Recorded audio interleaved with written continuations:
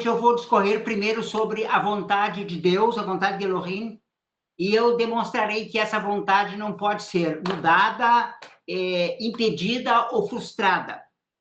E de que, de fato, o nosso Deus está nos céus. Em hebraico, a palavra é Bashamayim, e onde ele faz tudo aquilo que lhe agrada. Eu espero demonstrar também à luz da Torá, ou seja, da lei, do Pentateuco, dos Nevim, que são os profetas, e também dos escritos nazarenos, que essa é a verdade da Bíblia. E eu vou discorrer a seguir sobre as implicações dessa doutrina naquilo que se convenciona chamar de soteriologia, ou estudo da redenção, ressaltando que a Yeshatenu, ou seja, a nossa salvação, Yeshuatenu, não pode ser anulada, pois ela é um dom permanente, é um dom eterno. E, por fim, eu vou demonstrar que essa crença bíblica atravessou gerações de crentes no eterno, tanto judeus como não judeus, percorrendo as eras como uma seta do tempo e chegando até nossos dias tão pura como as Escrituras a apresentam. Bom, eu provarei que a doutrina da justificação, somente através da confiança no Eterno, da salvação somente por graça e da preordenação divina, também chamada de predestinação, é plenamente bíblica e é judaica, e que ela fazia parte da confissão de fé dos essênios. Os essênios se organizaram aproximadamente 200 anos antes da era messiânica. E depois foi crida também por alguns pais da igreja. Em primeiro lugar, nós veremos que Deus fez tudo aquilo que lhe agradou. Então, nós vamos começar citando o Salmo 115, versículo 3. Esse salmo diz: V'Eloheinu bashamayim kol asher hafetz asah. Nosso Deus está nos céus, e ele fez tudo aquilo que lhe agradou. Esse texto mostra que todas as leis, todas as operações da natureza, sejam elas físicas, matemáticas ou biológicas, estão nas mãos do Criador e não podem ser ignoradas, neutralizadas ou contrariadas. De modo geral, os teístas bíblicos concordam que Elohim governa a natureza inanimada e que as leis que regem o cosmos são uma determinação de sua vontade e que ele, embora nem sempre o faça, pode intervir nessas leis quando e da forma que bem lhe aprouver. Os crentes admitem, à luz das Escrituras, que o Eterno pode ignorar essas leis. E é por causa disso que o machado flutuou nos dias de Eliseu. Ou também elas podem fazer um homem caminhar sobre as águas.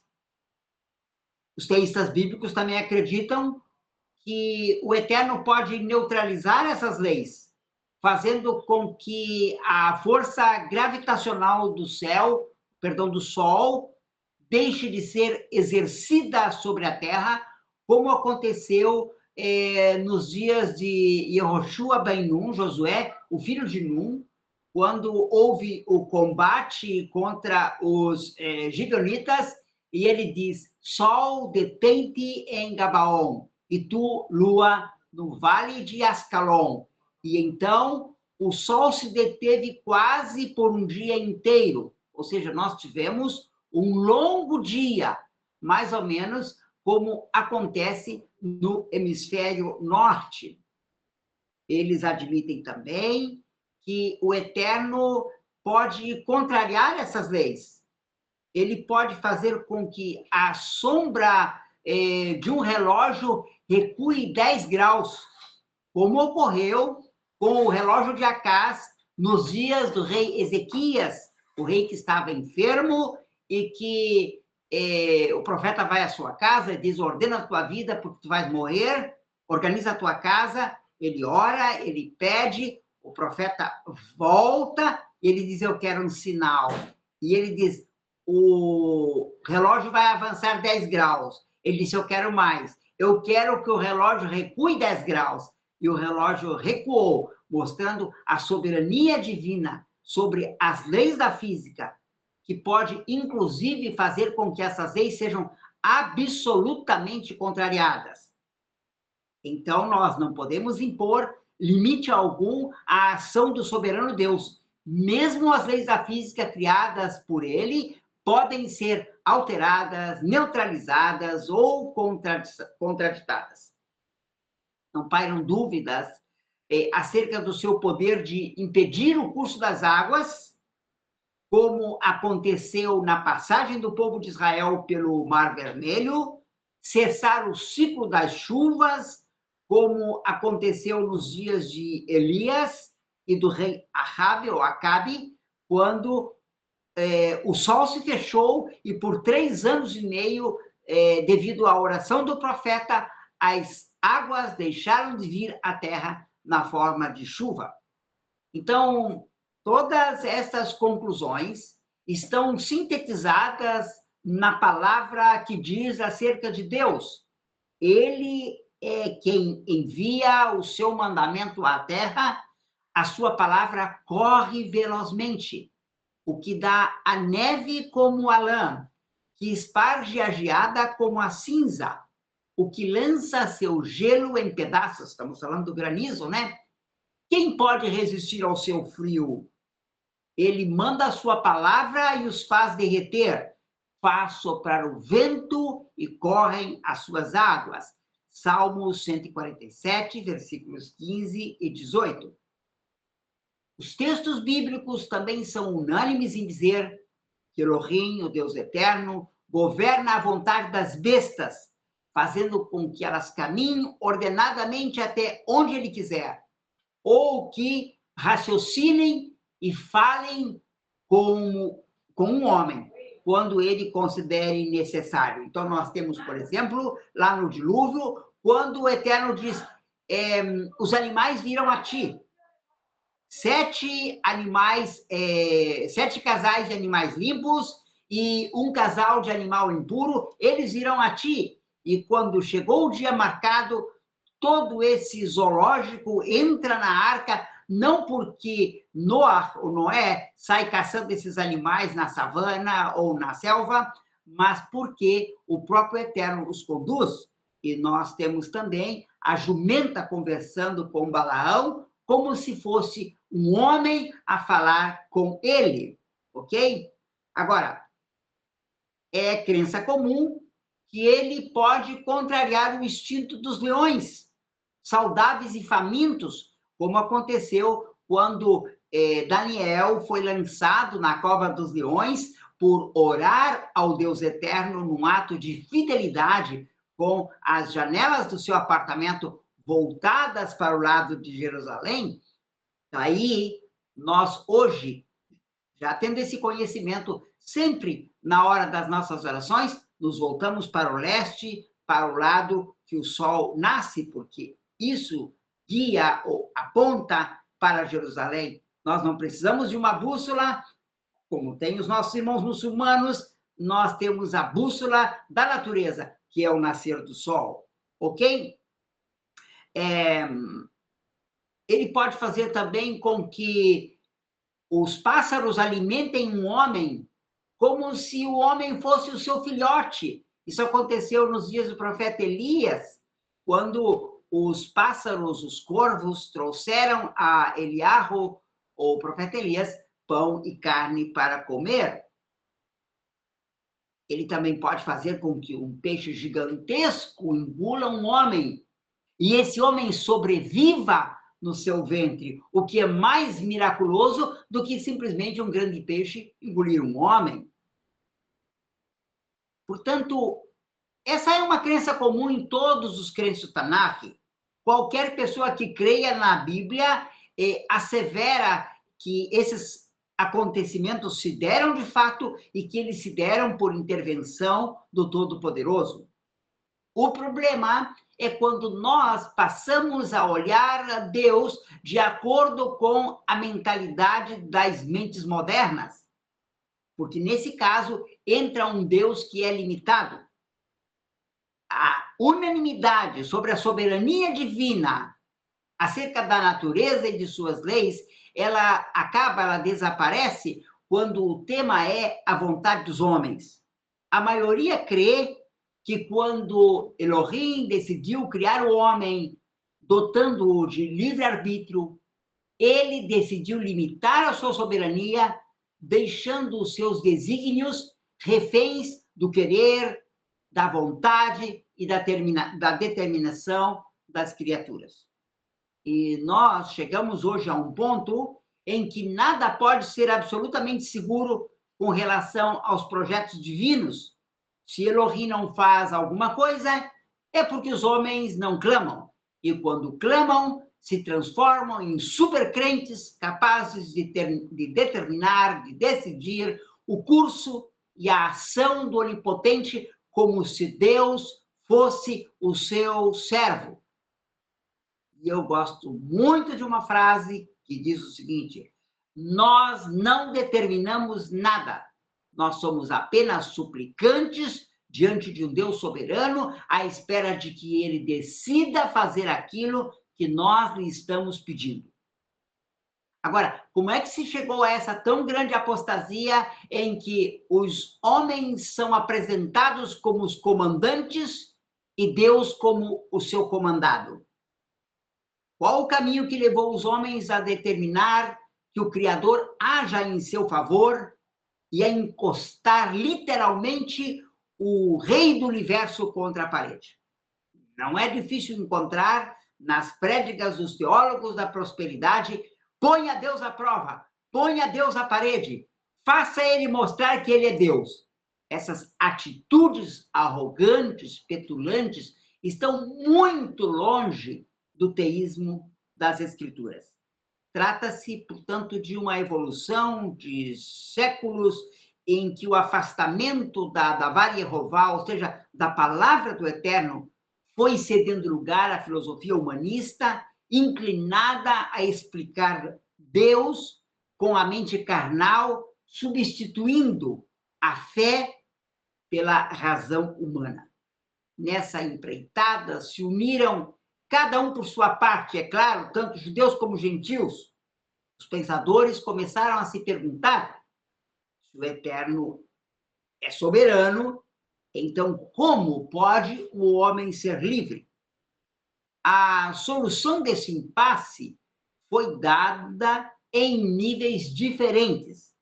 No judaísmo, o Ramak, que é o acrônimo para Rabino Moshe Cordovero, nascido em 1522, ampliando o conceito cabalístico do Tzimtzum, ou contração de Deus, e de acordo com Moshe Cordovero, quando criou o homem, Deus decidiu contrair em sua infinita luz para dar lugar à criação e contrair o seu infinito poder para dar lugar ao livre-arbítrio das criaturas.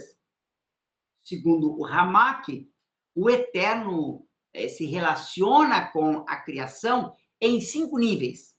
O primeiro é o nível de Adam Kadmon, o universo primordial, ligado diretamente ao Ein Sofi, ou seja, o Ser Supremo. O segundo seria Atzilut, o mundo da emanação. O terceiro é o Beriá, o mundo da criação. O quarto seria o mundo Yetzirá, que é o mundo da formação. E o quinto seria o mundo da Asiá, que é o mundo da ação, onde nós vivemos e agimos de forma livre, ainda que responsavelmente. O cabalismo entende que tudo o que fazemos é uma extensão do Eterno e que não há ninguém que possa fazer nada, bom ou mal, que não seja uma emanação desse querer do Criador. Mas aí entra o Tsim, que é o princípio da contração, para explicar que o Eterno opera se retraindo. E quando ele se retrai, ele deixa os homens livres para fazerem aquilo que eles querem. O Hassidismo explica que o Eterno usou o seu livre-arbítrio ilimitado para decidir o que é certo e o que é errado, criando um mundo onde roubar, matar, violentar sejam vícios, e dar de tzedakah, restituir o roubo, proteger uma criança da violência, sejam virtudes. Ele, então, deu livre-arbítrio limitado para que o homem escolha o que fazer. Em outras palavras, para o hassidismo, Deus tem um livre-arbítrio absoluto e o homem tem um livre-arbítrio relativo. Indo mais além, a obra rabínica Pirkei Avot, Ética dos Pais, declara: tudo está determinado, mas a liberdade nos foi dada. O que dá como resultado a seguinte conclusão: o Eterno determina que eu faça o que eu quero. Essa é a visão do cravo e da ferradura. O Eterno continua soberano, mas ainda assim ele se resume à solidão do seu trono para deixar os homens livres para atuarem e decidirem não só o que farão nessa vida, mas também o seu destino eterno, a sua vida e a sua morte eterna. De acordo com essa visão, o homem nasce completamente livre, num ponto de absoluta neutralidade e não sujeito a nada, senão a escolha entre suas duas inclinações. O judaísmo enfatiza muito o Yetzer Hará, a inclinação para o mal, e o Yetzer Hatov, a inclinação como bem, como instrumentos guias e mestres do comportamento humano, devendo o homem se inclinar por um ou por outro. Aqui é importante lembrar que esses conceitos são meramente filosóficos, que, se bem tenham em si algum valor para o estudo e para a responsabilização do ser humano, eles não podem ser avalizados pela palavra dos profetas. Esta palavra diz o seguinte: em iniquidade fui formado e em pecado me concebeu a minha mãe. Salmo 55, versículo 5. Há quem diga que Davi não está se referindo a uma pecaminosidade vinda dele mesmo e iniciada na sua concepção, mas de forma genérica, mas a sua própria experiência, segundo a qual o Davi seria um Manzer, um bastardo, e que ele estava confessando a sua condição de Manzer, de bastardo, de filho ilegítimo. À luz da Torá, se Davi fosse bastardo, ele não poderia entrar no templo e ele não poderia fazer parte da comunidade de Israel por 10 gerações. Isso não faz sentido algum, porque todos os descendentes de Davi, os reis que se assentaram no trono de Israel, seriam tão ilegítimos como o próprio Davi. Então, tomemos a palavra como ela diz e tratemos de fazer dela uma palavra para todos nós. Nós nascemos em pecado nos concederam as nossas mães. Se existe uma coisa clara na Bíblia, meus amados, é que o homem está naturalmente incapacitado para fazer o bem. Quando digo que o homem está incapacitado para fazer o bem, não me refiro ao bem moral. Isso sim o homem pode fazer, mas ao bem espiritual, acerca do qual, em Jeremias capítulo 13, versículo 23, a palavra declara: porventura pode o etíope mudar a sua pele, ou o leopardo as suas manchas? Então poderíeis vós fazer o bem, sendo ensinados a fazer o mal. Nós não viemos ao mundo em inocência, mas inclinados ao mal e presos a ele como a cor da nossa pele, como o leopardo está preso às suas malhas. Claro, isso não significa que somente façamos o mal, pois o Eterno, ele nos leva também a fazer o bem. O que ele quer que nós façamos, ele vai produzir em nós. Já no cristianismo protestante, quando Jacob Harmatson, que é popularizado pela forma latina, Jacobus Arminius, o teólogo reformado holandês, ele diz que o Criador limitou sua soberania a fim de deixar os homens serem livres e decidirem o seu próprio destino. Ou seja, entre Jacobus Arminius e o Radak, que é o rabino cordoveiro, do qual eu lhes falei, a relação de pensamento com relação à condição do homem é exatamente a mesma. A única diferença é a religião. Um é judeu, o outro é cristão, mas o pensamento é o mesmo. O Eterno se contrai na sua soberania para dar espaço à liberdade do homem.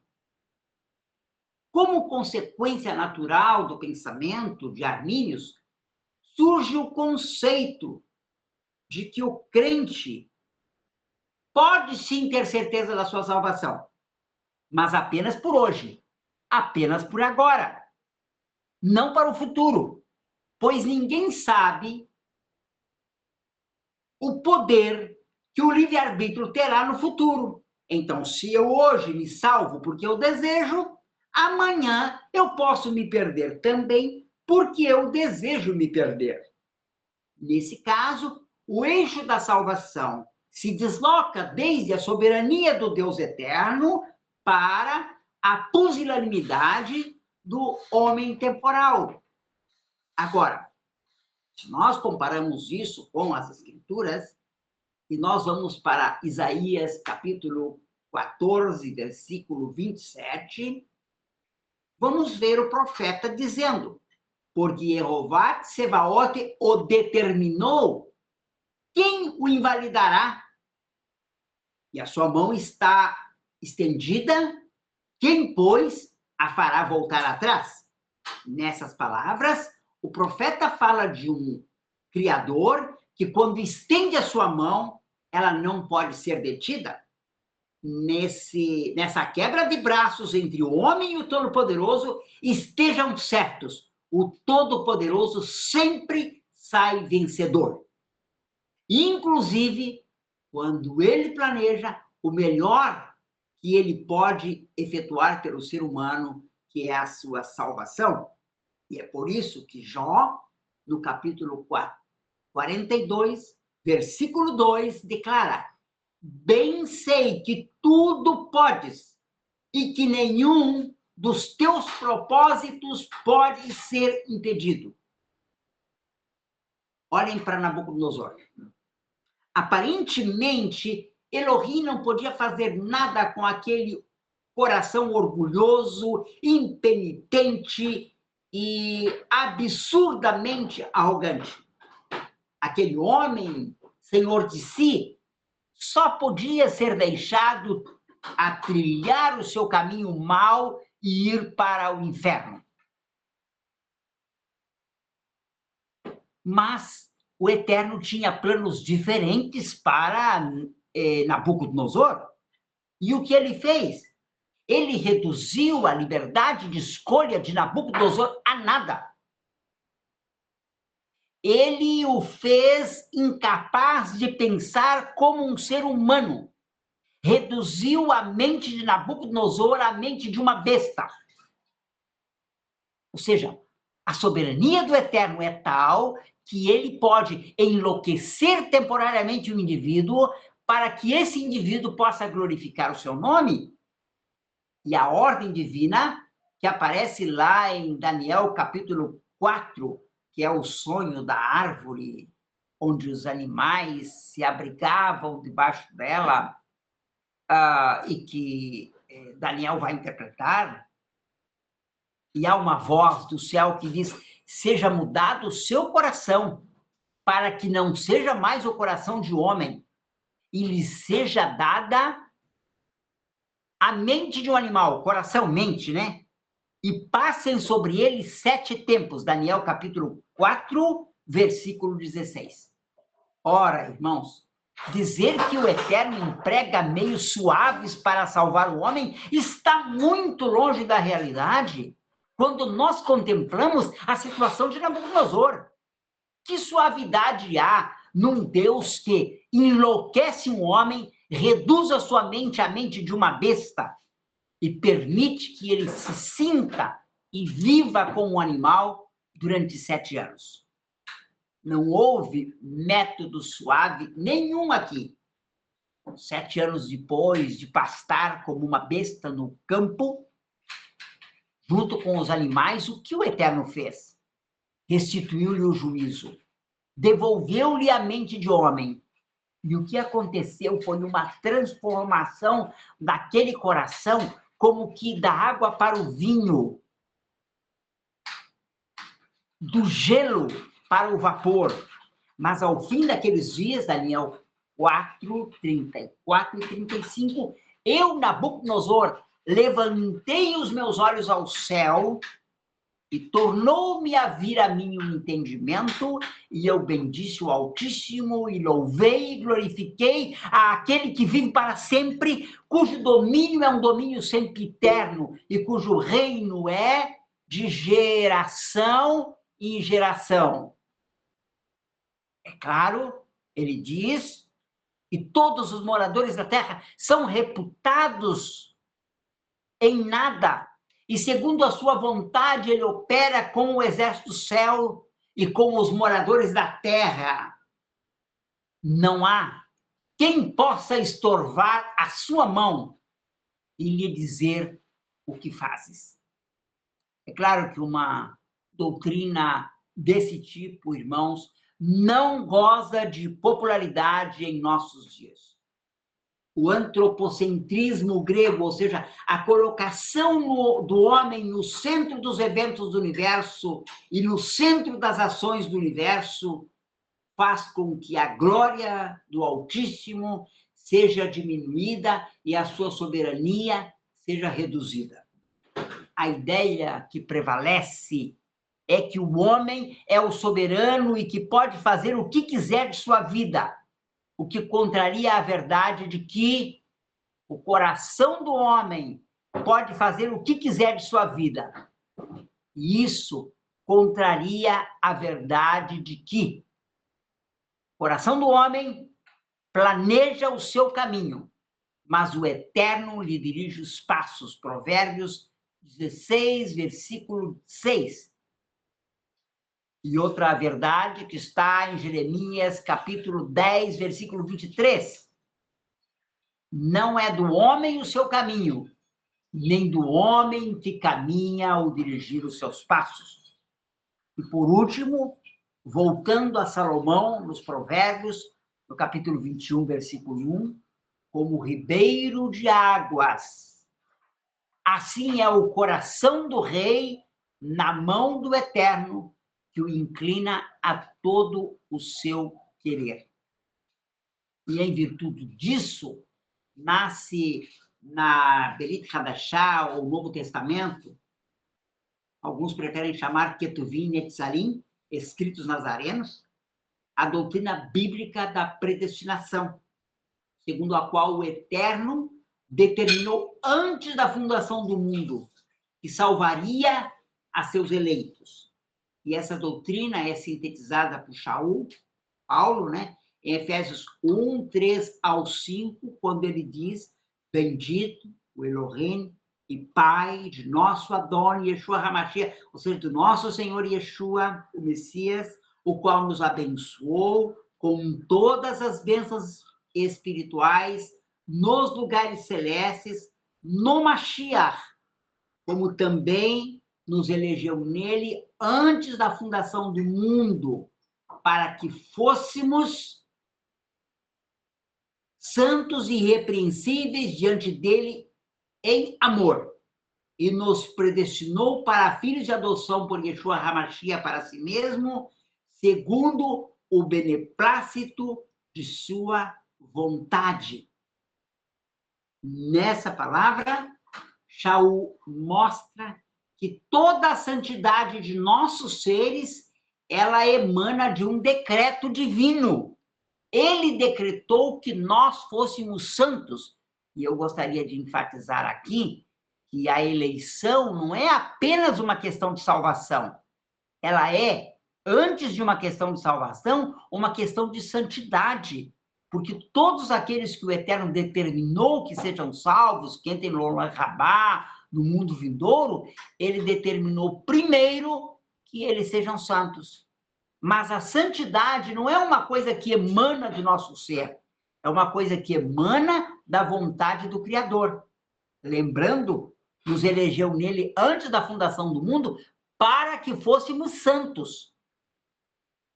Ele não nos elegeu porque nós seríamos santos, ele não elegeu com base na previsão de nossa santidade, ele nos elegeu para que nós sejamos santos segundo o seu propósito, segundo o beneplácito da sua vontade. Ok.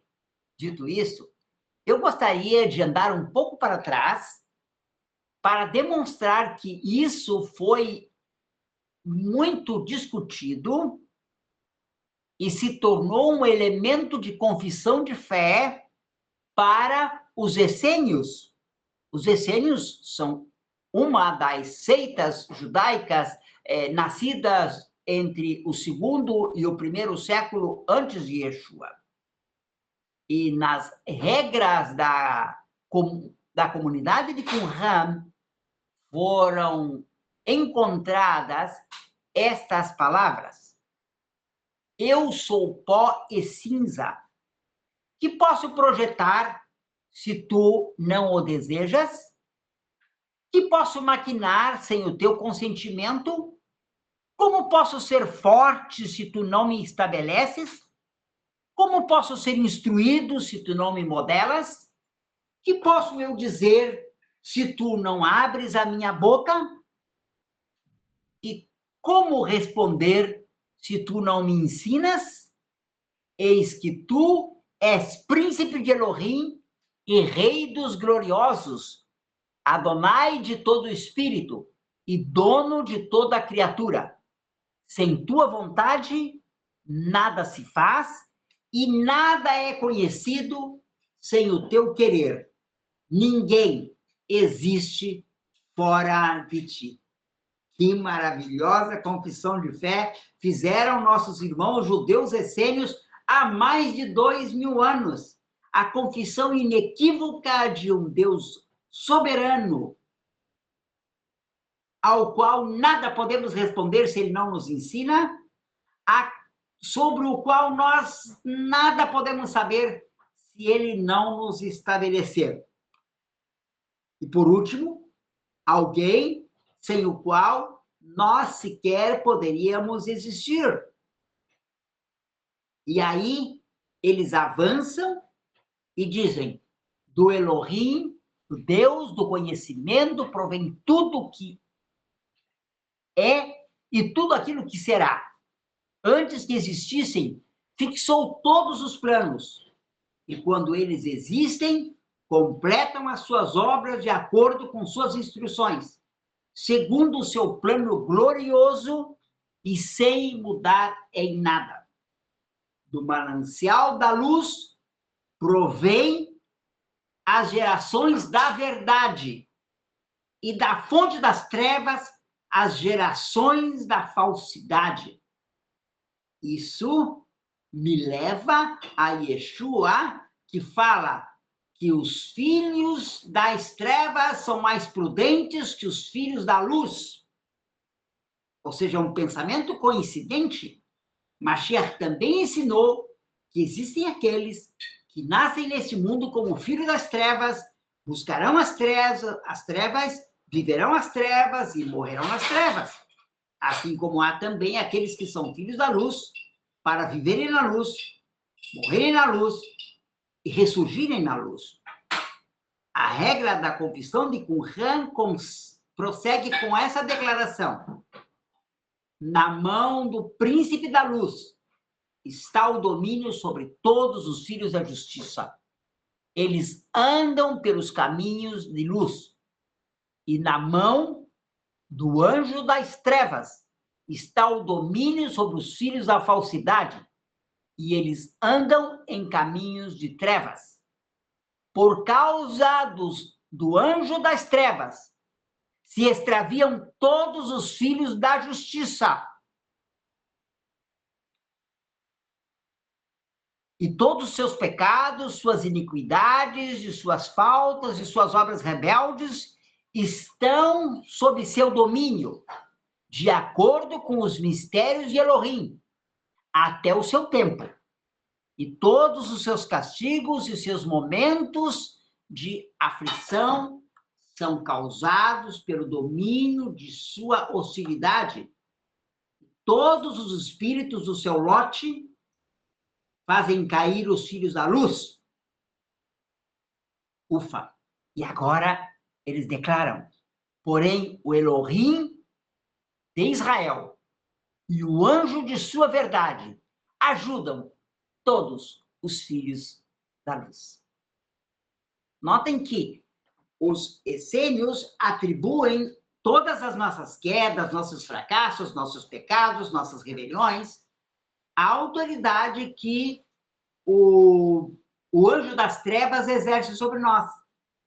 Mas eles concluem dizendo que o Elohim de Israel e o anjo de sua verdade ajudam todos os filhos da luz. É a maneira dos essênios dizer que, embora os filhos da luz também pequem e cometam torpezas, todos eles são ajudados, todos eles são resgatados. Isso faz uma diferença enorme entre os essênios e os fariseus. Os fariseus acreditavam muito na força do livre-arbítrio. Os saduceus, os essênios, acreditavam na força da soberania divina. E então, nos escritos de Qumran, nós temos uma outra sentença maravilhosa. Porém, eu fiquei sabendo, graças à tua inteligência, que não por mão da carne é dirigido o caminho do homem, nem pode o ser humano estabelecer seus passos. Eu sei que todo o espírito é formado por tua mão, e todo o seu labor tu os estabelecesses antes mesmo de criá-lo. Como poderá alguém alterar tuas palavras? Tu, somente tu, criaste o justo para ele estabelecesses desde o ventre o tempo do teu favor, para que observe a tua aliança e ande por todos os teus caminhos, para derramar sobre ele a multidão das tuas misericórdias, para abrir toda a estreiteza de sua alma, a salvação eterna e paz sem fim, sem deficiências. Sobre a carne tu erguesses a tua glória. Porém, aos ímpios tu os criastes para o tempo da cólera.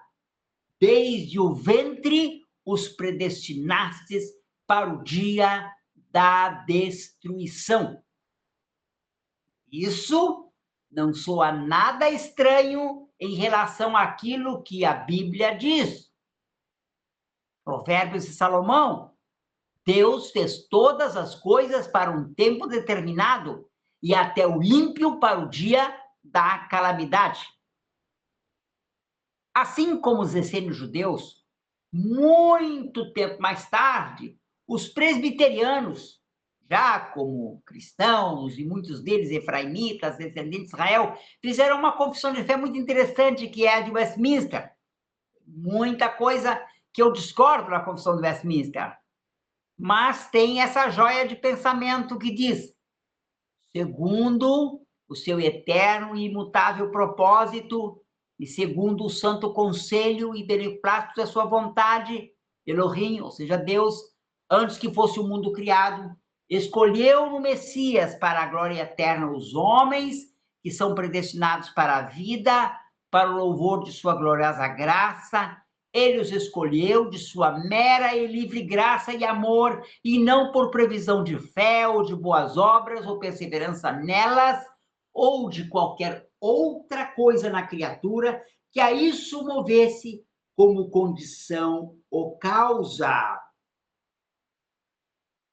Pensando nisso, o resumo dessa declaração de Westminster é que o Eterno não nos escolheu porque ele previu bondade em nós. Toda a bondade que nós desenvolvemos é o resultado do toque do seu infinito amor sobre as nossas almas. Nós não temos nada, nenhum mérito precedente ou procedente à escolha divina. Nós fomos escolhidos para a santidade e não por causa dela. Nossa confissão poderia incluir a declaração de Paulo em Romanos 9, versículos 20 a 24, e com a qual eu quero concluir o estudo desta noite. E ele diz: mas, ó homem, quem és tu que a Elohim replicas? Porventura, a coisa formada dirá aquele que a formou: por que você me fez assim? Ou não tem o oleiro poder sobre o barro para, da mesma massa, fazer um vaso para a honra e outro para a desonra? E que direis se Elohim, Deus, querer mostrar a sua ira e dar a conhecer o seu poder, suportou com muita paciência os vasos da ira preparados para a perdição, para que também desse a conhecer as riquezas da sua glória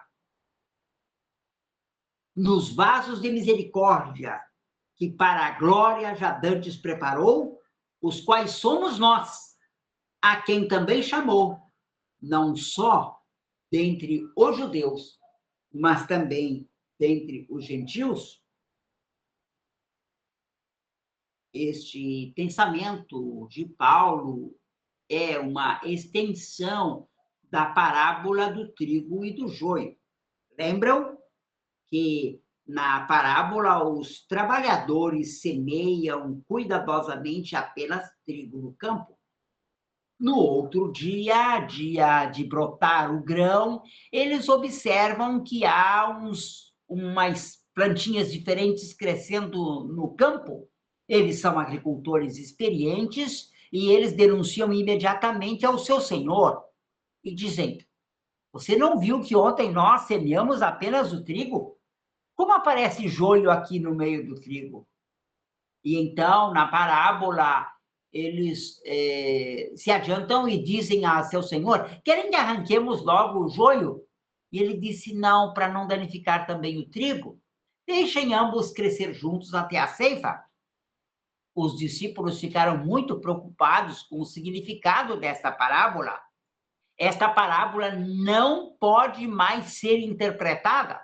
Não é como a parábola do rico e do Lázaro, que uns interpretam de uma maneira e outros de outra.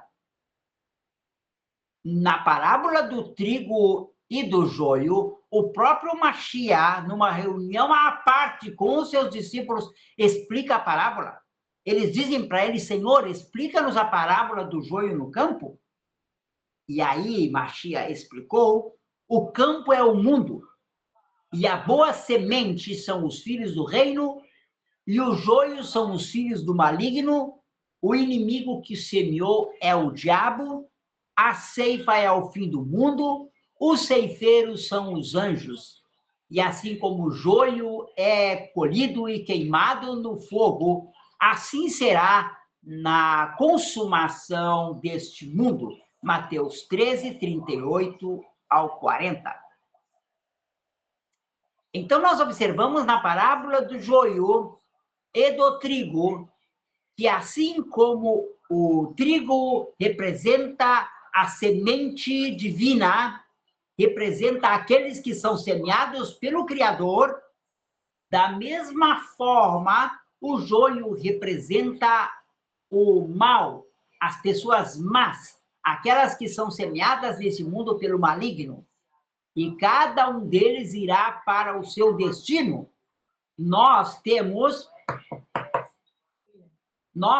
por um lado, o trigo sendo colhido e levado ao celeiro, e nós temos o joio sendo colhido, atado em molhos e levado para o fogo. Vocês podem observar que não se contempla nem na parábola, nem na explicação subsequente, uma transformação ou mudança naquelas sementes. O joio é semeado como joio, ele germina como joio, ele cresce como joio, ele frutifica como joio, é apartado como joio e queimado como tal. O oposto se dá com o trigo. Trigo não se converte em joio, nem joio em trigo. Cada um desenvolve sua natureza e vai até o seu final. Salmo 65, versículo 4, acredito que com isso nós podemos fechar essa questão com chave de ouro. Bem-aventurado aquele a quem tu escolhes e fazes chegar a ti para que habite em teus astros. Nós seremos fartos da bondade da tua casa e do teu santo templo, onde a glória pertence àquele que nos escolheu. Amados, nós estamos aqui como restauradores, e nós estamos aqui para proclamar a necessidade das pessoas viverem uma vida de santidade à luz do Eterno, uma santidade definida pela sua palavra e pela sua Torá. Mas nós não estamos aqui para diminuir a glória divina no que tange à salvação. E nem estamos aqui para colocar méritos nossos na salvação. A obra da salvação pertence inteira e completamente ao Altíssimo. E se eu e você estamos aqui buscando santidade hoje, é porque o Eterno nos escolheu para isso. A Ele seja a glória, desde agora e para sempre. Não confundamos nunca dom com galardão. Realmente, quando nós fazemos boas ações e obedecemos ao Eterno, nós seremos recompensados, tanto nesta vida como na vida vindoura. Mas recompensa não é o mesmo que salvação, assim como presente não é o mesmo que herança. Herança um filho recebe do pai pelo simples fato de portar seu nome. Agora, presentes, o pai dará àquele filho de quem ele mais se agrada. É um direito do pai dar presentes extras a seus filhos e dar àqueles que mais lhe agradam. Agora, divisão da herança é equitativa. Então, nós vamos chamar a salvação de herança e o galardão de presentes adicionais concedidos pelo Eterno àqueles que lhe servem, àqueles que lhe obedecem, àqueles que lhe honram. Em última instância, é o que diz Shaul: pela graça sois salvos, mediante a fé, isso não vem de vós, é dom de Elohim, não vem das obras para que ninguém se glorie. Mas somos feitura sua, criados em Yeshua HaMashiach para boas obras, que ele de antemão, ou seja, lá através dos profetas, designou para que andássemos nela. Bendito seja o Eterno desde agora e para sempre, pela sua grande bondade, pela sua tão grande salvação exercida em nosso favor. Isso enche o nosso coração de gozo, porque sabemos que aquele que começou a obra vai terminar. Mas isso nós vamos falar no outro dia, quando o nosso tema for a perseverança dos santos, tema que nós poderíamos fazer na próxima semana, com a ajuda do Todo-Poderoso. Shalom, shalom.